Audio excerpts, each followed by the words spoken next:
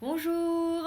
Alors, ça y est, c'est parti, ma troisième vidéo. Alors cette fois-ci, j'ai envie de parler en fait des douleurs sexuelles, en tout cas pour les femmes. Et c'était mon expérience et je voudrais le partager pour les personnes qui, s'ils étaient comme dans mon cas, pourraient en fait avoir des clés pour pouvoir s'en sortir éventuellement. Alors, comment ça s'est passé mon cas? Donc déjà, j'étais en couple pendant 8 ans avec quelqu'un. J'avais connu, voilà, à un moment donné, une douleur en fait au niveau vaginal ou des lèvres en fait, comme une sorte de coupure qui arrivait et ça me faisait très mal. Donc c'était la première fois où c'était aussi douloureuse et ça mettait réellement en stress. Et alors après en fait, il y avait aussi euh, des cas avec mes partenaires, après, puisque j'ai quitté cette personne-là, et j'avais des douleurs, je ne comprenais pas. Dans la pénétration, voilà, je suis quelqu'un qui mouille énormément, mais je ne comprends pas pourquoi est-ce que en fait j'arrive toujours à avoir des douleurs et c'est comme si c'était presque sec en fait, alors que concrètement, physiquement, ce n'est pas du tout le cas. Et en fait, mes recherches et mes études justement dans le coaching et dans tout ce qui est thérapie, donc je suis hypnothérapeute, manipuncteur, je pratique la kinésiologie également, je suis énergéticienne. Et j'ai fait beaucoup de lectures aussi autour en fait de la symbolique des douleurs, des maladies, des événements. Et en fait, finalement, j'ai réussi aussi à trouver en fait le lien entre tout ça. Au final, pour moi, la plupart du temps, c'est psycho-émotionnel. Alors, je ferai une autre vidéo pour expliquer concrètement le lien en fait entre tout ça et qu'est-ce qui fait que c'est la partie psycho-émotionnelle qui prime dans un premier temps. Bien sûr, hein, on ne va pas nier justement tous les problèmes physiques et tout ça, mais l'origine première, dans 99% des cas, pour moi en tout cas, dans mon expérience et ce que j'ai pu vivre, c'est vraiment la base, c'est psycho-émotionnel. Alors, qu'est-ce qui s'est passé pour moi dans ma propre expérience? Donc déjà, les douleurs que j'avais eues avec mon ex-compagnon de 8 ans, en fait, c'est, c'est au final un message du corps, hein. Tout comme les maladies, beaucoup de choses, le corps, il parle. Bon, mal a dit. Donc c'est le mal qui a dit. Et avec les douleurs, ou beaucoup de choses qui arrivent, en fait, que notre mental considère comme négatif, mauvais, dont on n'a pas envie, en fait, tout est juste. Et dans ce cas-là, par exemple pour une douleur qui n'est pas souhaitable, qui est désagréable, en fait, on va parler finalement aussi des bénéfices secondaires. On parle aussi des bénéfices secondaires des maladies. C'est quoi les bénéfices secondaires? C'est en fait, voilà, j'ai exemple concret. Là, actuellement, par exemple, j'ai pas envie d'aller au travail, le travail me fait chier. Mais par contre, je me dis, bah, j'ai pas le choix, il faut que je continue à aller travailler, même si mes collègues, voilà, ça me fait pas du tout plaisir, je me sens pas du tout à l'aise, pas du tout intégrée. Ce que je suis en train de faire ne correspond plus à mes valeurs. Mais j'ai besoin de gagner de l'argent pour ma famille ou pour une raison donnée, quelconque. Et bien, boum, du jour au lendemain, en fait, j'ai un cancer, ou je suis malade, ou voilà, quelque chose qui fait que je dois rester chez moi. Bien sûr, d'un point de vue mental, logique, c'est contraignant. Voilà, j'ai j'ai envie d'aller au travail pour gagner de l'argent pour ma famille et pourtant je reste clouée au lit et c'est vachement désagréable, je suis vachement fatiguée, j'ai vachement de douleurs. Mais en fait, là, c'est le corps qui aide. C'est-à-dire qu'au bout d'un certain temps, lorsqu'il y a une certaine prise de conscience et une action à avoir, mais qu'on n'arrive pas à le faire, là, le corps nous aide. Le bénéfice secondaire, ici, c'est OK, même si je ne peux plus aller travailler, au moins je reste chez moi. Parce que inconsciemment, ou même peut-être consciemment, et profond chez moi, c'est je n'ai plus envie en fait d'aller au travail. Donc mon corps fait en sorte que je ne vais plus au travail. Voilà, c'est simple. Même si c'est très désagréable et j'ai super mal. Donc ça, c'est un des bénéfices secondaires. Il y en a plein, hein. C'est pareil pour les accidents, etc. Et donc, revenons sur l'expérience sexuelle et les douleurs qu'on pourrait avoir au niveau du sexe, ou vaginal, ou lèvres, ou autre, et bien là, ça parlait en fait de quelque chose vraiment en profondeur. C'est que j'avais pas envie d'être pénétrée quelque part, ou d'être pénétrée de cette manière-là, ou par cette personne-là, par exemple. Donc, comment savoir en fait ce que c'est les bénéfices secondaires dans ce cas? Moi, personnellement, je pose toujours cette même question à moi ou à mes clients, c'est ok, qu'est-ce que cette douleur entraîne comme impact? Du coup, ça fait mal durant la pénétration. Donc, c'est-à-dire que ça rend la pénétration plus difficile. On a peur d'être pénétré. Ah, donc c'est-à-dire que finalement, le résultat, quelque part, ce que ça entraîne, c'est, du coup, il y a moins de pénétration. Là, ça peut être un bénéfice secondaire. C'est pas forcément que ça, le cas, mais ça pourrait être. Mais du coup, pourquoi? Pourquoi, en fait, mon corps a intérêt à ce que je ne sois moins pénétrée? Quel est le message derrière? Dans mon propre cas, en fait, c'est premièrement, j'avais envie de plus de préliminaires. Et je n'avais pas réussi à l'exprimer et voire même à écouter en fait ce besoin-là primordial. J'avais fait des signaux, juste avec ma jambe qui l'écartait un petit peu en disant oh, pas tout de suite, mais j'assumais pas du tout en fait ce besoin. Je pouvais aussi le dire, mais voilà, c'était tout petit, ou en tout cas c'est balancé comme ça, il n'y a pas eu de réelle discussion sur ça. Et donc, en fait, au bout d'un moment, je dis, bon, c'est pas grave, j'ai laissé tomber. Et en fait, le corps, il reprend le dessus. En disant, non, si t'as pas envie tout de suite, tu le dis. Bon, par contre, moi, à cette époque-là, j'étais pas capable de comprendre les messages de mon corps. Donc, ce que j'aurais pu faire, c'est finalement aussi avoir une discussion réellement sur ce sujet. Dire, mais en fait, voilà, moi, ce qui est important pour moi, c'est d'avoir les préliminaires. Mais ça veut dire quoi, les préliminaires pour moi? Moi, ce que j'aime dans les préliminaires, c'est ça. Et c'est la caresse, c'est le fait qu'on s'embrasse. C'est, en fait, derrière les préliminaires, pour moi, c'est aussi me sentir cocooné. Me sentir, en fait, que la personne elle-même, elle me chouchoute pour moi, pour ma personne. C'est, en fait, finalement, dans mon langage, dans mon interprétation, un symbolique de l'amour. De faire l'amour pour moi, ma personne, et pas parce que je suis un trou. Mais ça, c'est propre à moi. Et j'ai besoin de l'exprimer afin que la personne déjà puisse comprendre. Et en l'exprimant, je mets aussi en lumière mes besoins. Je m'exprime, je m'autorise et je prends ma place également. C'est ça qui est important. Alors, avec les douleurs que j'ai eues également, il y avait aussi la problématique de l'acceptation de l'autre, de l'écoute de l'autre. Parce que finalement, c'est-à-dire que l'autre, il aurait pu aussi voir qu'il y a quelque chose qui n'allait pas.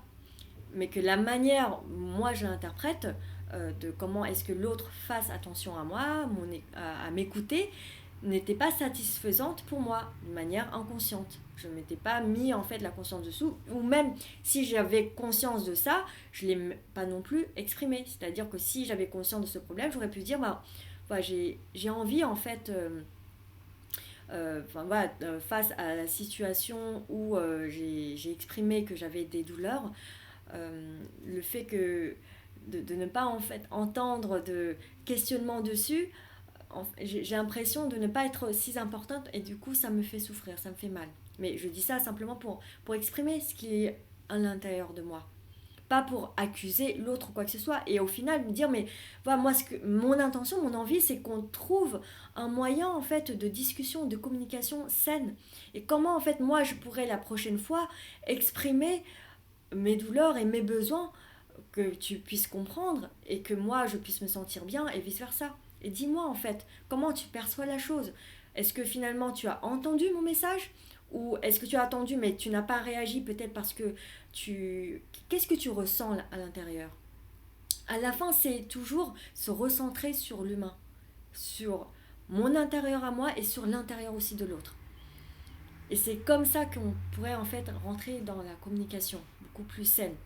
Et parler en fait de l'acte sexuel, de ce que j'aime pas, ce que l'autre aime ou aime pas. Donc voilà, tout ça, j'avais pas eu la conscience, et donc les douleurs continuaient, et ça crée en fait justement chez moi un gros stress finalement de faire l'amour, de me dire oh, est-ce que je vais avoir ces douleurs-là? À chaque fois, je ne sais pas. Donc déjà, ce stress-là crée en fait une tension encore plus importante avant l'acte sexuel. Et à un moment donné, j'étais dans le dégoût sexuel parce que j'avais tellement peur. Et il y avait plein d'autres paramètres là-dedans. Il y avait aussi inconsciemment un ressenti comme quoi je n'étais pas acceptée, ou que la personne avec qui je faisais l'amour n'était pas réellement en correspondance de mes valeurs. Mais qu'est-ce qui fait que je continue en fait à relationner avec cette personne? Bah voilà, à la fin, je sais que c'est par besoin de ressentir que je suis importante, ressentir que je suis désirable. Et c'est pour ça que j'ai cédé quelque part. Et c'est plus fort que moi à cette époque-là. Mais j'avais pas forcément conscience que toutes ces non-dits, toutes ces choses que j'ai décidé en fait de laisser dans l'ombre en disant bah non c'est pas grave, on prend sur toi, il y a autre chose qui est plus important. Hein. Rendez-vous compte du nombre de fois que vous laissez de côté quelque chose en disant il y a autre chose plus important, c'est pas le primordial, mais en fait vous ne réglez pas réellement la chose. Rentrez en fait dans cette chose-là et allez plus en profondeur. Posez-vous la question, c'est quoi la symbolique derrière ça? C'est quoi ce dont vous avez réellement besoin?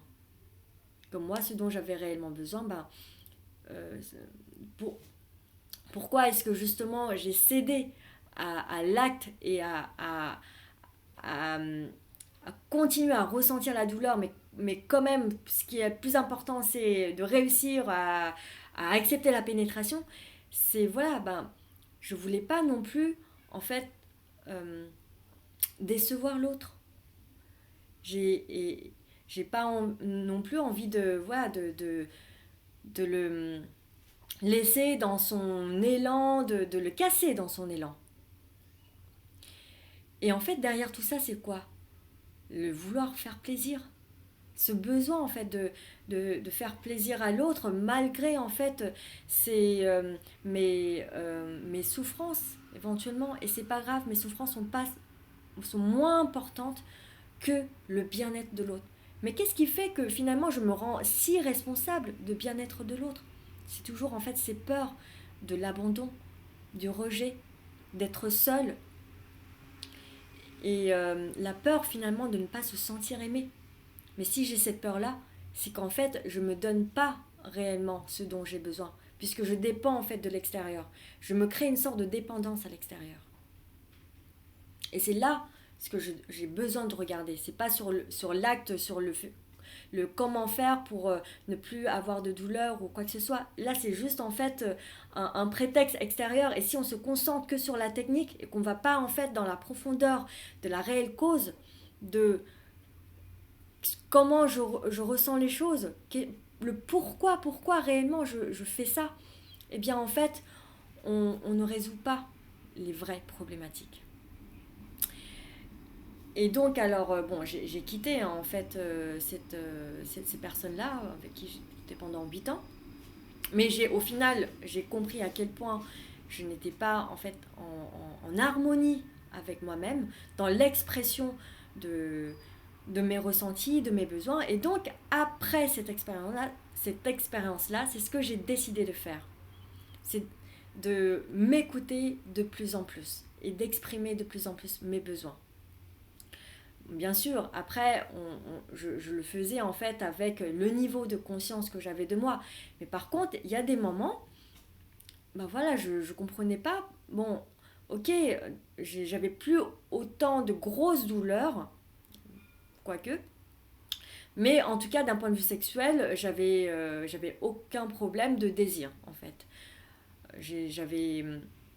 En gros, j'étais normale et voire j'étais quelqu'un qui avait un gros appétit. Donc voilà, ça j'ai déjà expliqué dans ma deuxième vidéo, donc la vidéo précédente, sur le problème sexuel en fait parle d'autre chose que le sexe.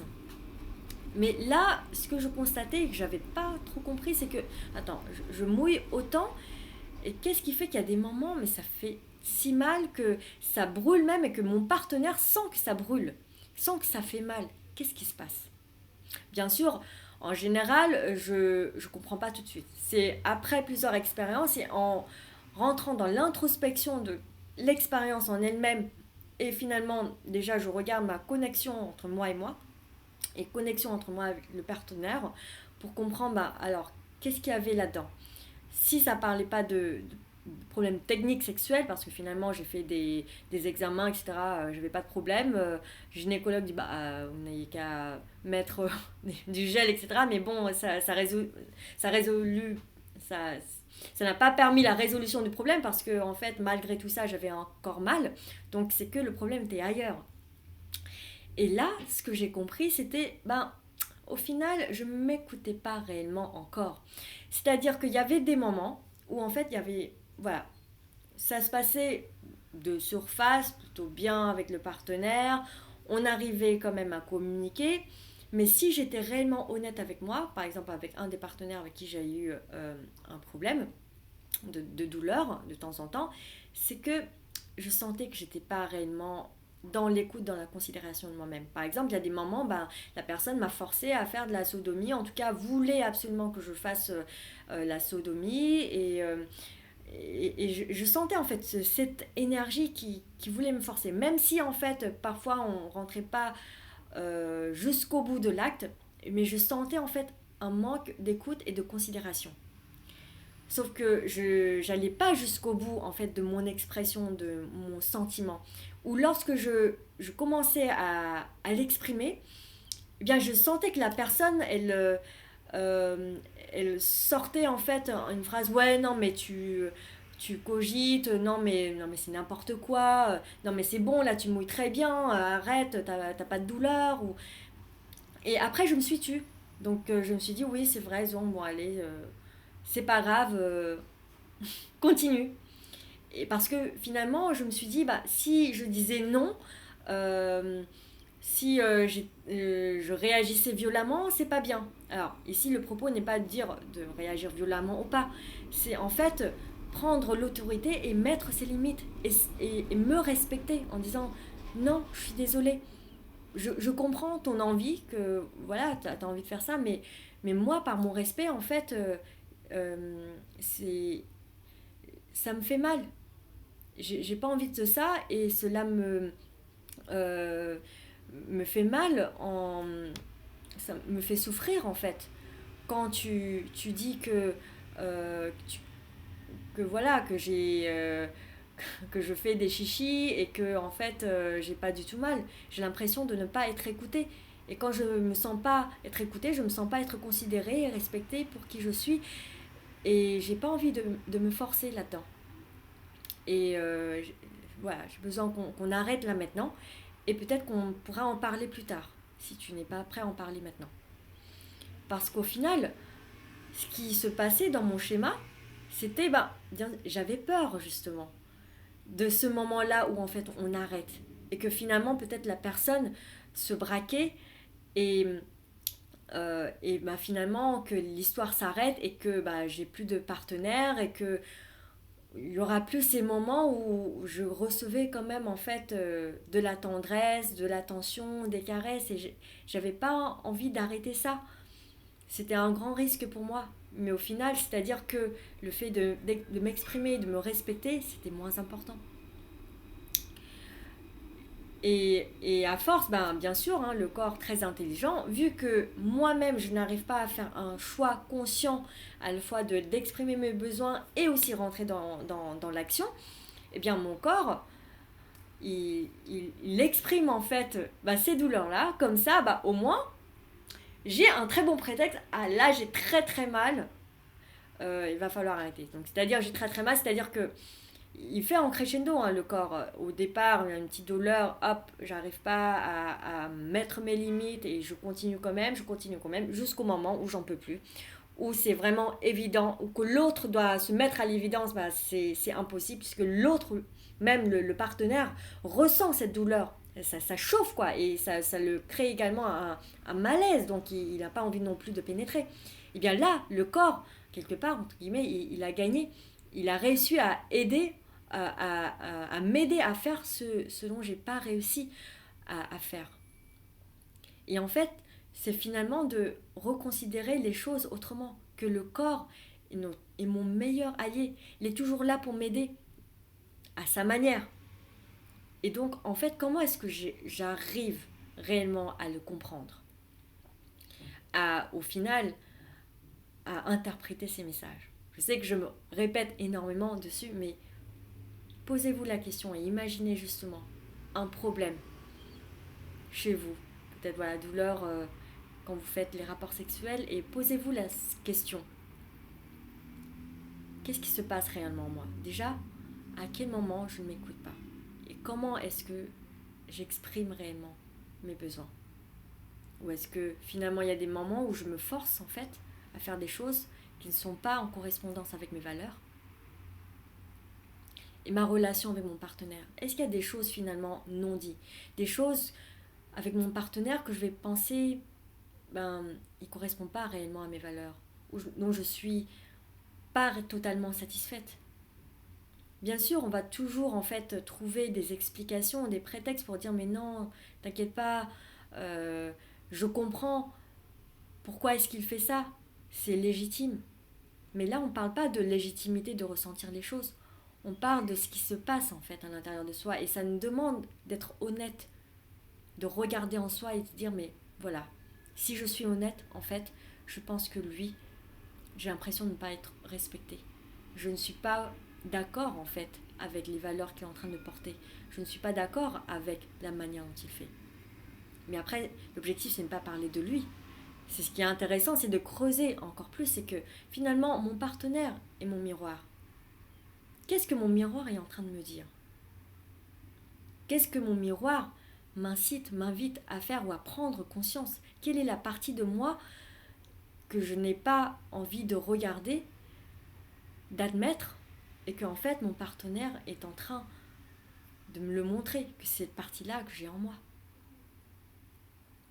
Si je pense que ouais, mon partenaire est en train de me forcer, il ne m'écoute pas, mon partenaire est mon miroir, en fait, le message c'est « Eh oh, tu n'es pas en train de t'écouter. Tu es en train de te forcer. » C'est ça le message, déjà. Et qu'est-ce que je fais réellement, en fait, avec ça? Est-ce que je m'écoute réellement? Est-ce que je suis réellement dans mon intégrité, dans mon harmonie?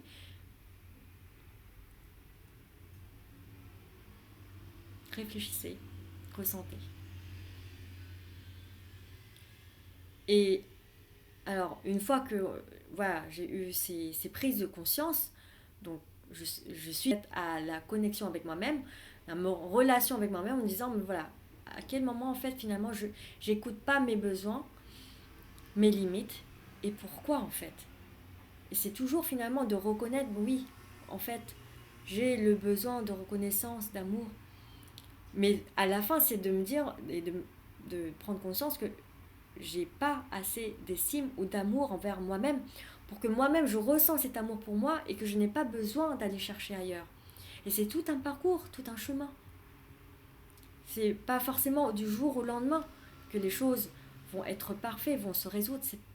C'est pas ça l'idée. Mais au fur et à mesure, c'est parce que je mets en place les actions de plus en plus en intégrité avec moi-même, dans l'harmonie avec moi-même, que en fait les choses s'améliorent pour moi. Et d'autres points aussi également, c'était alors parfois je m'en rendais pas compte en fait à quel point je tenais à la douleur. Et ça, pareil, mon corps en fait, il m'aide énormément. Quand j'ai encore des douleurs, je me dis mais qu'est-ce qui se passe? J'ai déjà fait ça, j'ai pris conscience de ça, mais il y a encore des douleurs. Et bien en fait, c'est que j'ai pas encore mis ma conscience sur la chose. Et en fait, après, il y a des événements qui arrivent et qui m'aident en fait. Ce qui est important, c'est l'intention d'être connecté avec soi-même et de dire oui, je sais que je fais pas les choses peut-être de la bonne manière et juste pour moi, mais j'ai envie de le faire. Donc, s'il te plaît, mon corps et s'il te plaît, l'univers, montre-moi. Et là, c'est être attentive aux événements. Et du coup, j'ai rencontré un partenaire qui qui me pose la question, ça va, est-ce que tu as mal? Et là, c'était la prise de conscience de ouf. Mais oui, mais c'est vrai, là je suis en train, j'ai mal actuellement et je me rends même pas compte que je peux dire que j'ai mal de manière spontanée comme ça. Je me dis souvent en fait mon programme c'est attends là j'ai un peu mal, c'est pas grave, ça se prouve que après en fait je vais avoir moins mal et voilà. Et puis au final à un moment donné j'étais en fait dans cette croyance, ben la douleur et le plaisir sont en tandem quoi. Donc c'est à dire que si j'ai mal c'est plutôt un bon signe parce qu'après je vais avoir du plaisir. Mais bon, je suis sortie en fait de cette croyance là et maintenant je vous assure que je peux avoir du plaisir sans avoir de douleur. Et donc, du coup, rien que cette prise de conscience, et merci à ce partenaire, eh bien, je me suis dit, mais oui, oui, si j'ai mal, je peux le dire. Effectivement, j'avais peur de casser l'autre dans l'élan si je dis que j'ai mal. J'ai peur que l'autre s'arrête si je dis que j'ai mal, mais non, mais c'est une projection de moi. En fait, le principal, c'est, voilà, je le dis, et après, on trouve une solution ensemble. Et après, je sais aussi que j'avais cette peur, mais oui, bon, j'ai mal, mais quelle solution trouver? Je sais même pas, je connais même pas mon corps. J'avais honte, je me sentais ridicule en fait. Eh bien non, simplement le dire et c'est ça la beauté de la connexion, de la communication entre les deux êtres. C'est qu'en fait, bah, au final, je me suis rendu compte, bah voilà, je dis attends, j'ai mal. Attends, bah peut-être là maintenant ne me pénètre pas encore. Et c'est là où je commence à me découvrir en même temps qu'avec mon partenaire. Et en plus, à chaque partenaire est différent. Donc là, je vais dire, voilà, attends, essaye.